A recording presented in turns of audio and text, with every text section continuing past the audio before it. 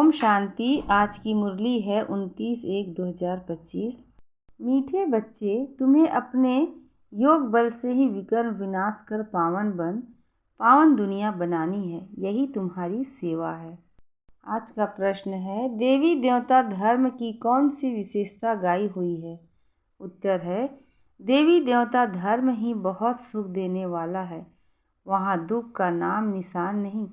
तुम बच्चे 3-4 सुख पाते हो, अगर आधा सुख आधा दुख हो तो मज़ा ही ना हुआ है। ओम शांति। भगवानुवाच। भगवान ने ही समझाया है कि कोई मनुष्य को भगवान नहीं कहा जा सकता, देवताओं को भी भगवान नहीं कहा जाता। भगवान तो निराकार हैं, उनका कोई भी साकारी व आकारी रूप नहीं है। सूक्ष्म वतन वासियों का भी सूक्ष्म आकार है, इसलिए उसको कहा जाता है सूक्ष्म वतन। यहाँ साकारी मनुष्य तन है, इसलिए इसको स्थूल वतन कहा जाता है। सूक्ष्म वतन में यह स्थूल 5 तत्वों का शरीर होता नहीं, यह 5 तत्वों का मनुष्य शरीर बना हुआ है। इनको कहते हैं मिट्टी का पुतला। सूक्ष्म वतन वासियों को मिट्टी का पुतला नहीं कहेंगे। डीटी देवता धर्म वाले भी हैं मनुष्य, परंतु उनको कहेंगे देवी गुण वाले मनुष्य। यह देवी गुण प्राप्त किए हैं शिव बाबा से। देवी गुण वाले मनुष्य और आसुरी गुण वाले मनुष्यों में कितना फर्क है। मनुष्य ही शिवालय व वैश्यालय में रहने लायक बनते हैं। सतयुग को कहा जाता है शिवालय। सतयुग यहाँ ही होता है, कोई मूल वतन व सूक्ष्म वतन में नहीं होता है। तुम बच्चे जानते हो, वह शिव बाबा का स्थापन किया हुआ शिवालय है। कब स्थापन किया? संगम पर। यह पुरुषोत्तम युग है। अब ही यह दुनिया है पतित तमो प्रधान, इसको सतो प्रधान नई दुनिया नहीं कहेंगे। नई दुनिया को सतो प्रधान कहा जाता है। वही फिर जब पुरानी बनती है तो उसको तमो प्रधान कहा जाता है। फिर सतो प्रधान कैसे बनती है? तुम बच्चों के योग बल से ही तुम्हारे विकर्म विनाश होते हैं और तुम पवित्र बन जाते हो। पवित्र के लिए तो फिर जरूर पवित्र दुनिया चाहिए। नई दुनिया को पवित्र, पुरानी दुनिया को अपवित्र कहा जाता है। पवित्र दुनिया बाप स्थापन करते हैं, पतित दुनिया रावण स्थापन करते हैं। यह बातें कोई मनुष्य नहीं जानते। यह 5 विकार न हो तो मनुष्य दुखी होकर बाप को याद क्यों करे? बाप कहते हैं, मैं हूँ ही दुख हरता सुख करता। रावण का 5 विकारों का पुतला बना दिया है। 10 शीश का उस रावण को दुश्मन समझकर जलाते हैं। सो भी ऐसे नहीं कि द्वापर आदि से ही जलाना शुरू करते हैं। नहीं, जब तमो प्रधान बनते हैं तब कोई मतांतर वाले बैठ यह नई बातें निकालते हैं। जब कोई बहुत दुख देते हैं तब उनका एफिजी पुतला बनाते हैं। तो यहाँ भी मनुष्यों को जब बहुत दुख मिलता है तब यह रावण का भूत बनाकर जलाते हैं। तुम बच्चों को 3-4 सुख रहता है, अगर आधा दुख हो तो वह मज़ा ही क्या रहा। बाप कहते हैं, तुम्हारा यह देवी देवता धर्म बहुत सुख देने वाला है। सृष्टि तो अनादि बनी हुई है। यह कोई पूछ नहीं सकता कि सृष्टि क्यों बनी, फिर कब पूरी होगी। यह चक्र फिरता ही रहता है। शास्त्रों में कल्प की आयु लाखों वर्ष लगा दी है। जरूर संगम युग भी होगा जबकि सृष्टि बदलेगी। अभी जैसे तुम फील करते हो ऐसे और कोई समझते नहीं, इतना भी नहीं समझते। बचपन में राधे कृष्ण नाम से फिर स्वयंवर होता है। दोनों अलग अलग राजधानी के हैं, फिर उनका स्वयंवर होता है तो लक्ष्मी नारायण बनते हैं। यह सब बातें बाप समझाते हैं। बाप ही नॉलेजफुल हैं, ऐसे नहीं कि वह जानी जाननहार है। अब तुम बच्चे समझते हो, बाप तो आकर नॉलेज देते हैं। नॉलेज पाठशाला में मिलती है। पाठशाला में एम ऑब्जेक्ट तो ज़रूर होनी चाहिए। अभी तुम पढ़ रहे हो, छी दुनिया में राज्य नहीं कर सकते, राज्य करेंगे गुलगुल दुनिया में। राजयोग कोई सतयुग में थोड़े ही सिखाएंगे। संगम युग पर ही बाप राजयोग सिखलाते हैं। यह बेहद की बात है। अब बाप कब आते हैं किसको भी पता नहीं।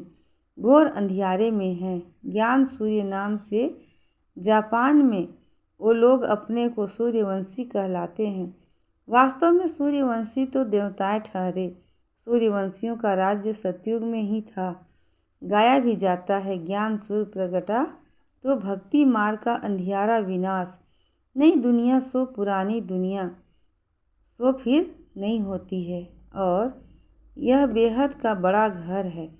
कितना बड़ा मांडवा है। सूर्य चांद सितारे कितना काम देते हैं।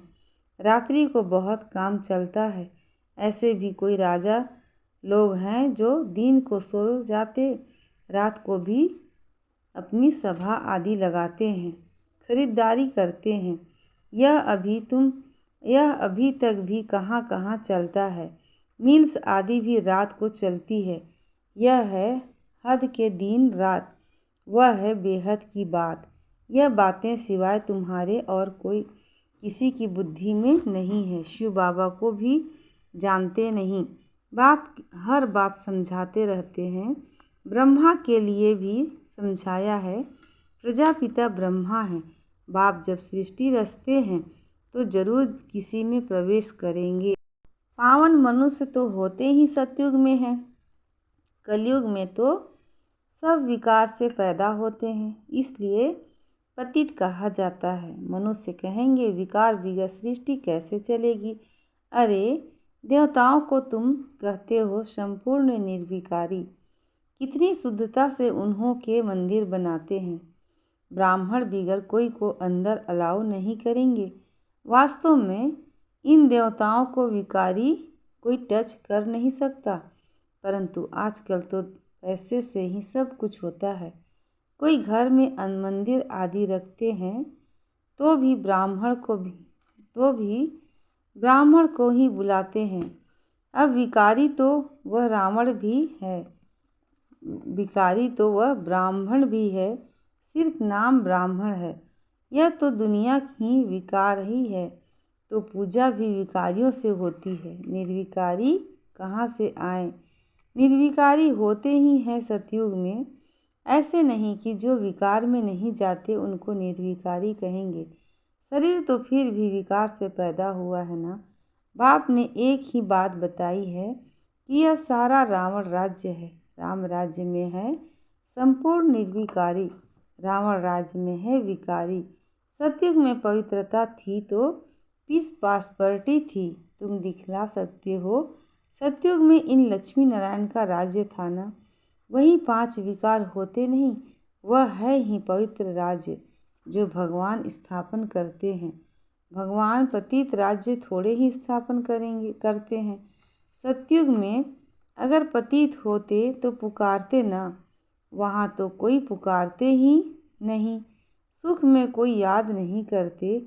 परमात्मा की महिमा भी करते हैं। सुख का सागर, पवित्रता के सागर। कहते भी हैं शांति हो। अब सारी दुनिया में शांति कैसे करेंगे। शांति का राज्य तो एक स्वर्ग में ही था।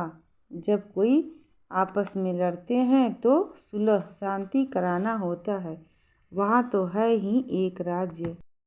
बाप कहते हैं इस पुरानी दुनिया को ही अब खत्म होना है। इस महाभारत लड़ाई में सब विनाश होते हैं। विनाश काले विपरीत बुद्धि अक्षर भी लिखा हुआ है। बरोबर पांडव तो तुम हो ना। तुम हो रूहानी पंडित, सबको मुक्ति धाम का रास्ता बताते हो। वह है आत्माओं का घर शांति धाम। यह है दुख धाम। अब बाप कहते हैं इस दुख धाम को देखते हुए भी भूल जाओ। बस अभी तो हमको शांति धाम में जाना है। यह आत्मा कहती है, आत्मा रियलाइज करती है। आत्मा को स्मृति आई है कि मैं आत्मा हूँ। बाप कहते हैं मैं जो हूँ जैसा हूँ और तो कोई समझ न सके, तुमको ही समझाया है। मैं बिंदी हूँ। यह घड़ी घड़ी बुद्धि में रहना चाहिए कि हमने 84 का चक्र कैसे लगाया है। इसमें बाप भी याद आएगा, घर भी याद आएगा, चक्र भी याद आएगा। इस वर्ल्ड की हिस्ट्री ज्योग्राफी को तुम ही जानते हो कितने खंड हैं, कितनी लड़ाइयाँ आदि लगी। सतयुग में लड़ाई आदि की बात ही नहीं। कहाँ राम राज्य, कहाँ रावण राज्य। बाप कहते हैं अभी तुम जैसे कि ईश्वरीय राज्य में हो, क्योंकि ईश्वर आया हुआ है। ईश्वर यहाँ आए हैं राज्य स्थापना करने। ईश्वर खुद तो राज्य करते नहीं, खुद रजाई लेते नहीं, निष्काम सेवा करते हैं। ऊंच से ऊंच भगवान है, सब आत्माओं का बाप। बाप कहने से एकदम खुशी का पारा चढ़ना चाहिए। अतीन्द्रिय सुख तुम्हारी अंतिम अवस्था का गाया हुआ है। जब इम्तिहान के दिन नज़दीक आते हैं उस समय सब साक्षात्कार होते हैं। अतीन्द्रिय सुख भी बच्चों को नंबरवार है। कोई तो बाप की याद में है, याद में बड़ी खुशी में रहते हैं। तुम बच्चों को सारा दिन यही फीलिंग रहे कि ओहो बाबा, आपने हमें क्या से क्या बना दिया, आपसे कितना ना हमें सुख मिलता है। बाप को याद करते प्रेम के आंसू आ जाते हैं। कमाल है, आप आकर के हमको दुख से छुड़ाते हो, विषय सागर से क्षीर सागर में ले चलते हो। सारा दिन यही फीलिंग रहनी चाहिए। बस जिस समय तुम याद दिलाते हैं तो तुम कितने गदगद होते हो। शिव बाबा हमको राजयोग सिखलाते हैं, राजयोग सिखला रहे हैं। बरोबर शिवरात्रि भी मनाई जाती है। श्री कृष्ण मनुष्यों ने शिव बाबा के बदले श्री कृष्ण का नाम गीता में दे दिया है। यह बड़े ते बड़ी एकच भूल है। नंबर 1 गीता में ही भूल कर दी है। ड्रामा ही ऐसा बना हुआ है। बाप आकर यह भूल बताते हैं कि पतित पावन मैं वह कृष्ण तुमको मैंने राजयोग सिखलाए, मनुष्य से देवता बनाया। गायन भी मेरा है ना, अकाल मूर्त अजोनी। श्री कृष्ण की यह महिमा थोड़े ही कर सकते, वह तो पुनर्जन्म में आने वाला है। तुम बच्चों में भी नंबरवार है जिनकी बुद्धि में यह सब बातें रहती है। ज्ञान के साथ चलन भी अच्छी चाहिए। माया भी कोई कम नहीं है। जो पहले आएंगे वह जरूर कितनी ताकत वाले होंगे। पाठधारी भिन्न भिन्न होते हैं ना। हीरो हीरोइन का पाठ भारतवासियों को ही मिला हुआ है। तुम सबको रावण राज्य से छुड़ाते हो। श्रीमत पर तुमको कितना बल मिलता है। माया भी बड़ी दुस्तर है, चलते चलते धोखा दे देती है। बाबा प्यार का सागर है तो तुम बच्चों को भी बाप समान प्यार का सागर बनना है। कभी कड़वा नहीं बोलो। किसी को दुख देंगे तो दुखी होकर मरेंगे। यह आदतें सब मिटानी चाहिए। गंदे से गंदी आदत है विषय सागर में गोते खाना। बाप भी कहते हैं काम महाशत्रु है। कितनी बच्चियां मार खाती हैं।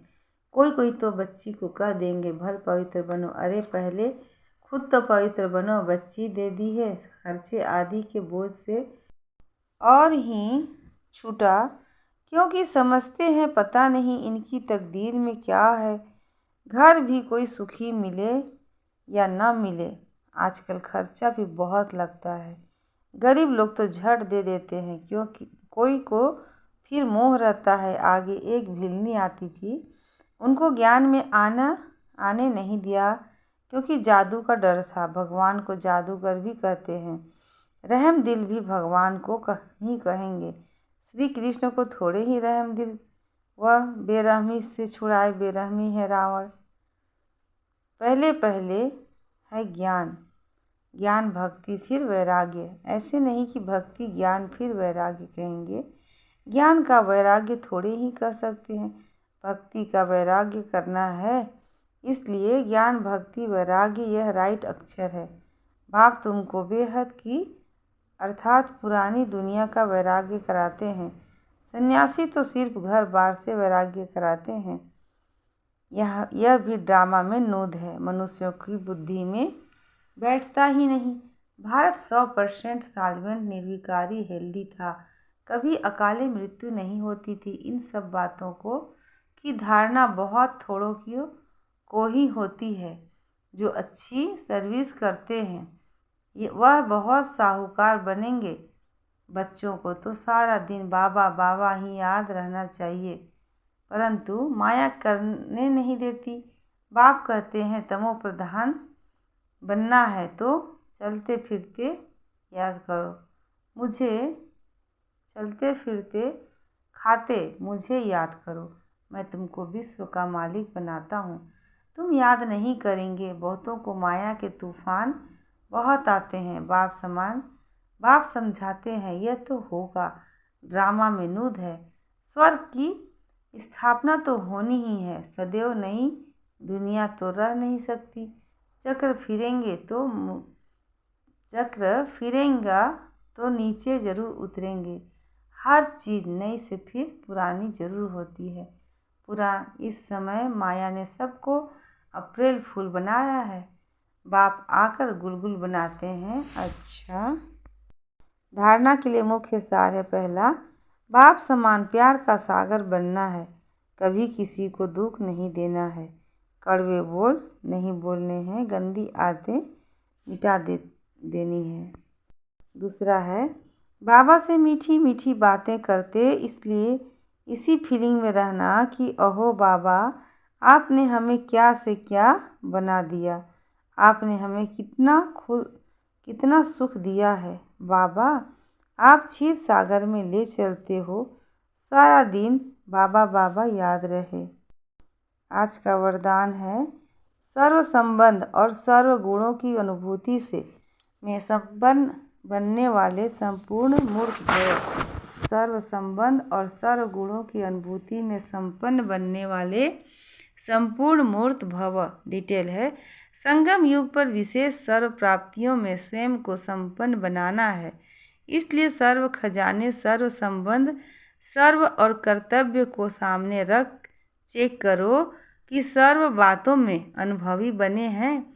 यदि किसी भी बात के अनुभव की कमी है तो उसमें स्वयं को संपन्न बनाओ।